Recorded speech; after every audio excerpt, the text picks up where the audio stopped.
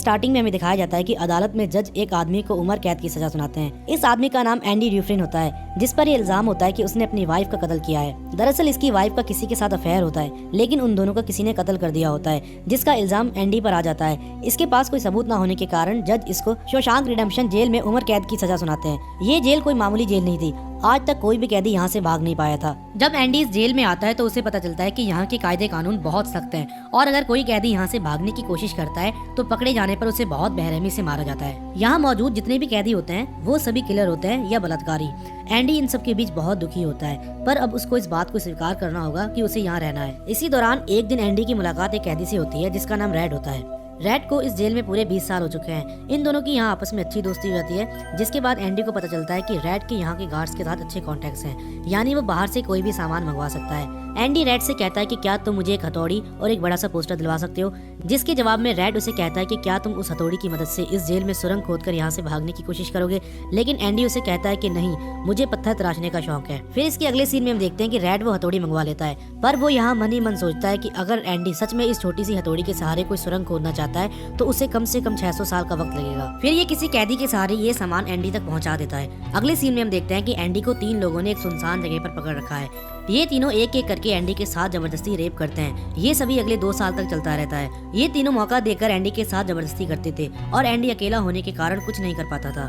एक दिन छत की मरम्मत के लिए कुछ कैदियों को चुना जाता है, जिसमें एंडी और रेड भी होते हैं। ये लोग वहाँ काम कर रहे होते हैं कि यहाँ का जो इंचार्ज होता है वो यहाँ अपने साथियों से बात कर रहा होता है कि मेरे भाई ने मरने के बाद मेरे नाम $35,000 किए हैं, पर वो सभी सरकार को टैक्स के रूप में चले जाएंगे, यानी उन 35,000 का कोई फायदा नहीं है। एंडी ये सब सुन रहा होता है और वो उसके पास आकर कहता है कि क्या तुम्हें अपनी वाइफ पर भरोसा है। ये सुनकर वो ऑफिसर गुस्से में आकर उसे छत से नीचे गिराने वाला होता है।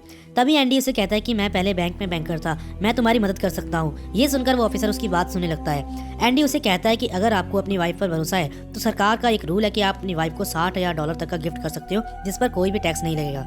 आपको इस काम के लिए एक वकील की जरूरत होगी, लेकिन मैं आपका काम ये फ्री में कर दूंगा, जिसके बदले में आपको मेरे साथियों को बियर पिलानी होगी।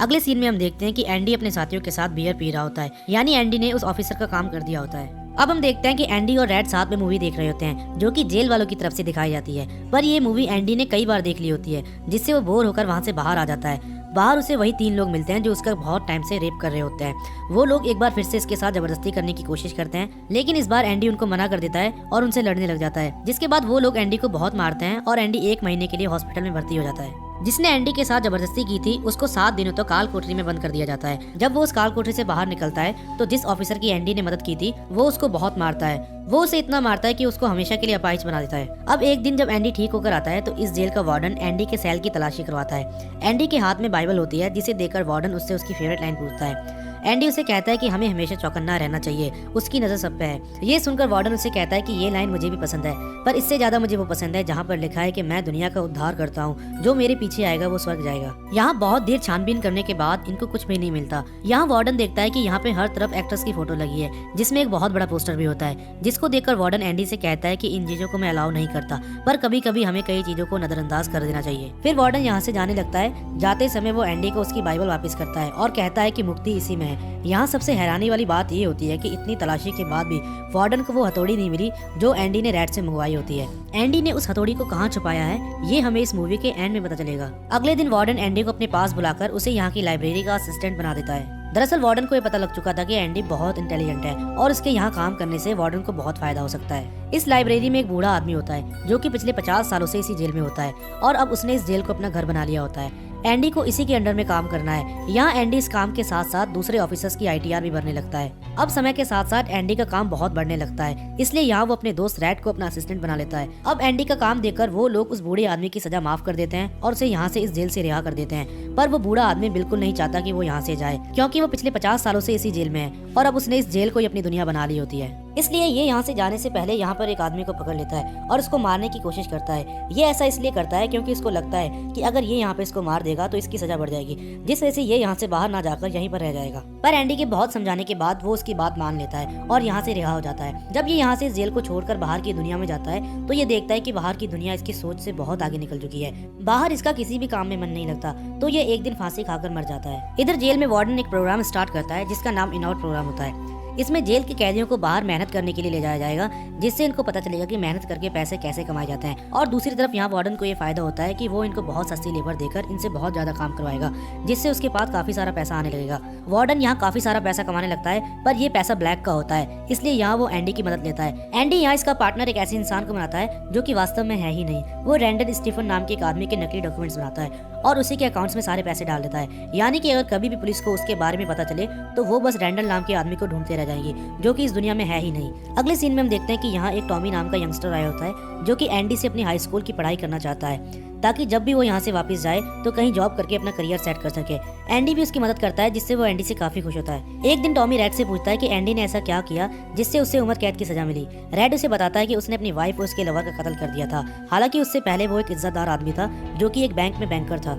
ये सुनकर टॉमी हैरान हो जाता है। फिर वो रेड को बताता है कि एक बार वो किसी जेल में था जहाँ उसको एक कैदी मिला था जिसने एक बैंकर की वाइफ और उसके लवर का कत्ल किया था। दरअसल वो उनके घर पे चोरी करने के लिए गया था, पर इतने में उन दोनों की आंख खुल जाती है, जिसके बाद वो उन दोनों को मारकर वहाँ से भाग जाता है। बाद में उसको पता चलता है कि वो हस्बैंड वाइफ नहीं थे, वो तो लवर्स थे, जिनकी मौत का इल्जाम उस बैंकर के ऊपर आ जाता है। ये सुनकर रेड हैरान हो चुका होता है, क्योंकि उसको ये पता चल चुका होता है कि एंडी सही है, उसने कोई कत्ल नहीं किए। जिसके बाद ये दोनों एंडी को बुलाते हैं और उसे पूरी बात बताते हैं। अब एंडी को ये लगता है कि अगर वो इस बारे में वार्डन से बात करेगा तो शायद उसकी सजा माफ कर दी जाएगी, इसलिए वो जल्दी से वार्डन के पास जाता है और उसे पूरी बात बताता है। पर वार्डन उसकी बात नहीं मानता, क्योंकि उसको पता है कि अगर ये यहाँ से चला गया तो इसके ब्लैक का पैसा कौन संभालेगा। पर एंडी उसको भरोसा दिलाता है कि मैं बाहर जाने के बाद तुम्हारे इस काम के बारे में किसी को नहीं बताऊंगा। लेकिन वार्डन फिर भी उसकी बात नहीं मानता, जिससे एंडी को बहुत गुस्सा आता है और वो वार्डन से बहस करने लग जाता है। इस बात से वार्डन गुस्से में आकर एंडी को 1 महीने के लिए काल कोठरी में बंद करवा देता है। अब रात को वार्डन टॉमी को भी मरवा देता है, क्योंकि वार्डन को पता होता है कि अगर टॉमी ने गवाही दे दी तो एंडी यहाँ से रिहा हो सकता है।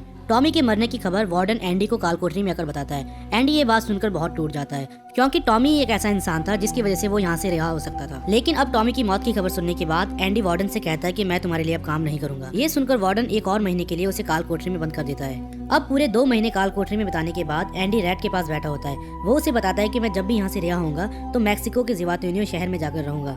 वहाँ मैं एक होटल खोलूंगा और अपनी नाव को समुद्र के किनारे पर रिपेयर करूंगा और अपनी बची हुई जिंदगी वहाँ बिताऊंगा। जिसके बाद रेड एंडी से कहता है कि सपने देखना छोड़ दो, मैक्सिको यहाँ से बहुत दूर है और अब ये जेल ही हमारे लिए सब कुछ है। इसके बाद एंडी यहाँ से जाते वक्त रेड से कहता है कि क्या तुम मेरा एक काम करोगे। रेड उसे कहता है कि हाँ मैं जरूर करूंगा। एंडी उसे एक पता बताता है और उसे कहता है कि वहाँ एक पत्थरों से बनी दीवार है जहाँ पर एक बहुत बड़ा पेड़ है और उस पेड़ के नीचे काला पत्थर होगा जिसके नीचे कुछ दबा हुआ है, और मैं ये चाहता हूँ कि तुम जब भी यहाँ से रिहा हो तो वहाँ जाकर देखना है कि वहाँ पर क्या है। इसके बाद ये सभी लोग आपस में बैठकर खाना खा रहे होते हैं। इनमें से एक आदमी रेड से कहता है कि एंडी ने आज मुझसे एक रस्सी मांगी थी। फिर ये सभी एक दूसरे से कहते हैं कि आजकल एंडी बदला बदला सा लग रहा है, वो ऐसा क्यों कर रहा है जिसके बारे में रेड को भी नहीं पता होता। अगले सीन में हम देखते हैं कि एंडी अपना काम खत्म करने के बाद वार्डन के जरूरी डॉक्यूमेंट्स को उसकी तिजोरी में रखकर यहाँ से जाने वाला होता है, लेकिन वार्डन उसे रोककर अपने जूते देता है और कहता है कि कल सुबह तक इनको अच्छे से पॉलिश कर देना। इधर हम देखते हैं कि रेड अपने सेल में होता है और उसको आज नींद नहीं आ रही होती। उसको एहसास होता है कि आज कुछ अजीब सा होने वाला है। अब सुबह होती है तो ये सभी कैदी अपने अपने सेल से बाहर निकलते हैं, पर एंडी अपने सेल से बाहर नहीं आता। अब तक रेड को ये पूरा भरोसा हो चुका था कि एंडी यहाँ से भाग चुका है। इसी बीच यहाँ का एक गार्ड एंडी को बाहर आने के लिए कहता है। एंडी के बाहर ना आने पर वो बहुत गुस्से से उसकी सेल की तरफ बढ़ता है। जब वो अंदर जाता है तो वो देखता है कि एंडी यहाँ पर नहीं है। इधर वार्डन अपने जूतों को पहनने ही वाला होता है, जो कि कल रात उसने एंडी को पॉलिश करने के लिए दिए थे। जब वो उस डब्बे को ओपन करता है तो वो देखता है कि उसके अंदर इसके जूते नहीं होते, बल्कि यहाँ तो किसी और के जूते होते हैं जो कि बहुत गंदे होते हैं। इसी बीच यहाँ अलार्म बज जाता है और ये वहाँ से एंडी के सेल तक आ जाता है। यहाँ आकर वार्डन पूछताछ के लिए रेड को बुलाता है और उससे एंडी के बारे में पूछता है। रेड उससे कहता है कि मुझे इस बारे में कुछ नहीं पता। फिर वार्डन को यहाँ बहुत गुस्सा आता है और वो कहता है कि एंडी रातों रात यहाँ से कैसे गायब हो सकता है। वार्डन गुस्से में आकर यहाँ रखे एक पत्थर को उस दीवार की तरफ मारता है जहाँ उस लड़की का पोस्टर होता है, लेकिन वो पत्थर उस पोस्टर पर टकराकर वापस नहीं आता, बल्कि वहाँ उस पोस्टर के अंदर एक होल हो जाता है। जब वार्डन उस पोस्टर को फाड़ता है तो वो देखता है कि उसमें तो एक बहुत बड़ी सुरंग होती है। ये देखकर यहाँ वार्डन के साथ साथ रेड और वो 2 गार्ड्स भी हैरान हो जाते हैं। इसके बाद वार्डन जल्दी से अपनी एक टीम को उस तरफ भेजता है जिस तरफ एंडी भागा है, पर बहुत ढूंढने के बाद भी उनको बस एंडी के फटे हुए कपड़े और वो हथौड़ी मिलती है जो कि उसने आज से 20 साल पहले रेड से मंगवाई थी। दोस्तों, ये सब एंडी ने कैसे किया और वो यहाँ से कैसे भागा, ये सब मैं आपको अभी क्लियर करता हूँ। दरअसल आज से 20 साल पहले जब एंडी ने वो हथौड़ी रेड से मंगवाई थी तो वो उस टाइम से हर रोज उस दीवार पर सुरंग बनाता था। अब जहाँ वो सुरंग खोदता था वहाँ उसने वो पोस्टर लगा रखा था, जिस वजह से उस सुरंग को कोई भी नहीं देख पाता था। उस दीवार से जो भी मिट्टी या पत्थर निकलते थे वो उसे अपने जेब में रखकर हर रोज बाहर चुपके से गिर कर आता था। ऐसा वो चुपचाप अगले 20 साल तक करता रहा। अब सीन शिफ्ट होता है कल रात की तरफ, जब ये वार्डन के पास काम कर रहा था। इसने यहाँ वार्डन की उस डायरी को चुरा लिया था जिसमें उसके सारे काले धन का हिसाब लिखा था। फिर ये हमेशा की तरह ये डायरी उस तिजोरी में ना रखकर अपनी बाइबल को वहाँ रख देता है। जिस बारे में वार्डन को नहीं पता होता। इसके बाद ये वार्डन के कपड़े पहन लेता है, पर उसके ऊपर इसने अपने कपड़े पहन लिए थे जिससे किसी को भी पता नहीं लगता। जो जूते इसको वार्डन ने पॉलिश करवाने के लिए दिए थे उनको पहनकर ये अपने सेल में आ जाता है और अपने फटे हुए जूतों को ये उसी डब्बे में रख के आ जाता है। अब जब रात को सभी कैदी अपने सेल में सो जाते हैं तो ये अपने कपड़े एक पॉलिथीन में पैक कर लेता है और वहाँ से उस सुरंग से होकर नीचे एक गटर के पाइप तक आ जाता है। उसने यहाँ उस पॉलिथीन को एक रस्सी के सहारे अपने टांग पर बांध लिया था। यहाँ ये जिस गटर के पाइप के ऊपर खड़ा होता है ये उसे तोड़ने लग जाता है ताकि ये उसके अंदर से रेंगता हुआ यहाँ से बाहर निकल सके, पर ये उस पाइप को तभी तोड़ता है जब बाहर बिजली कड़कती है ताकि इसकी आवाज बाहर न जा सके। काफी देर के बाद ये उस पाइप को तोड़कर उसके अंदर रेंगते हुए यहाँ से बाहर निकल जाता है। अंदर इसको बहुत बदबू आती है लेकिन फिर भी ये आगे बढ़ता रहता है। काफी देर रेंगने के बाद ये दूसरी तरफ से बाहर निकलता है। दोस्तों ये जिस गटर के पाइप से बाहर निकला होता है वो करीबन आधे किलोमीटर तक का होता है। अब फाइनली ये उस जेल से बाहर निकल चुका था।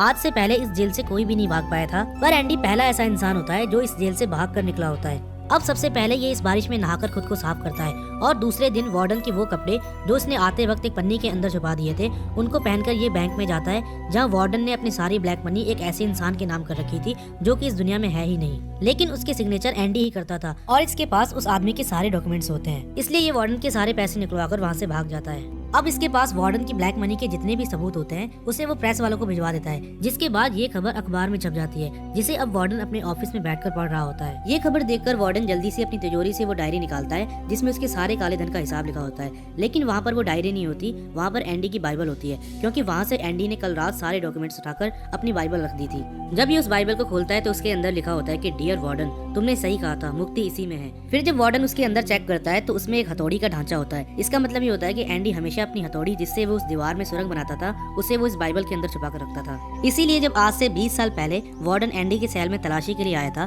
तो उसे ये हथौड़ी नहीं मिली थी, क्योंकि उस समय भी एंडी ने यह हथौड़ी इसी बाइबल में छुपा कर रखी थी। लेकिन यहाँ सबसे हैरानी वाली बात ये होती है कि उस दिन वार्डन के हाथ में ये बाइबल थी, पर वार्डन ने इस बाइबल को खोल कर नहीं देखा था, जो कि इसकी सबसे बड़ी गलती थी। अगर ये उस दिन उसको खोल कर देख लेता तो एंडी कभी भी उसके सहारे ये सुरंग नहीं बना पाता। वार्डन ने ये कभी भी नहीं सोचा होगा कि एंडी उसके ही खिलाफ इतनी बड़ी प्लानिंग करके यहाँ से भाग जाएगा। थोड़ी देर बाद यहाँ पे पुलिस इसको अरेस्ट करने के लिए आती है, लेकिन तब तक ये खुद को गोली मारकर मर जाता है। अगले सीन में हम देखते हैं कि रेड अपने जीवन के पूरे 40 साल इस जेल में बिताने के बाद आज यहाँ से रिहा होता है। उसे बाहर एक नौकरी मिल जाती है, लेकिन उसका भी उस बूढ़े आदमी की तरह बाहर मन नहीं लग रहा होता, इसलिए वो भी यहाँ सुसाइड करने ही वाला होता है कि तभी उसको एंडी से किया हुआ वो प्रॉमिस याद आता है। इसलिए रेड उस प्रॉमिस को पूरा करने के लिए बुक्सटन के लिए निकल जाता है। यहाँ आकर रेड को वो दीवार नजर आती है जिसके बारे में एंडी ने इसको बताया था। फिर इसे यहाँ वो काला पत्थर भी मिलता है जिसके नीचे एक बॉक्स होता है जिसके अंदर कई सारे पैसे और एक लेटर होता है। इस लेटर में लिखा होता है कि इस दुनिया में सबसे अच्छी चीज उम्मीद होती है, जिसके बाद इसमें इनडायरेक्टली लिखा होता है कि तुम उस जगह पर आ जाओ जिस जगह के बारे में मैंने तुम्हें जेल में बताया था। रेड को याद आता है कि एंडी मैक्सिको की बात कर रहा है, जिसके बाद रेड यहाँ से तुरंत मैक्सिको के लिए रवाना हो जाता है, जहाँ पर वो देखता है कि समुद्र के किनारे एंडी अपनी नाव को ठीक कर रहा होता है जैसे कि उसने उसे जेल में बताया था। और इसी के साथ ये मूवी यहाँ खत्म होती है। दोस्तों इस कहानी से हमें सीखने को मिलता है कि उम्मीद बहुत बड़ी चीज है, क्योंकि एंडी ने अपने लक्ष्य को पाने के लिए 20 साल का वेट किया जिसमें उसने उम्मीद नहीं छोड़ी। अगर एंडी पहले दिन ही उम्मीद छोड़ देता तो वो उस जेल से कभी बाहर नहीं निकल पाता। उसकी उम्मीद और अपने काम करने के प्रति कंसिस्टेंसी की वजह से वो वहाँ से बाहर निकलने में कामयाब रहा। तो दोस्तों उम्मीद है आपको ये वीडियो अच्छी लगी हो। अगर वीडियो अच्छी लगी हो तो इसको लाइक करें और हमारे चैनल को सब्सक्राइब करें।